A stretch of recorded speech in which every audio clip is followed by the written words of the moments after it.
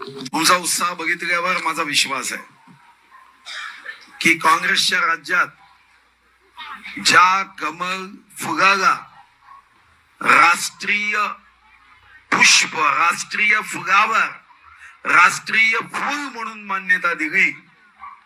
आपल्या देशाचं राष्ट्रीय फूल कोणतं आहे माहित आहे ना? कोणतं आहे? आता तेव्हा काँग्रेसच्या नेत्यांनी विचार केला, मग आता आपण तर विचार केला पाहिजे. आणि तुम्हालाही माहित आहे, पहिल्या वर्गात जे शिकले असेल तेव्हाही काय सांगितलं? बबन कमल बघ, छगन कमल बघ.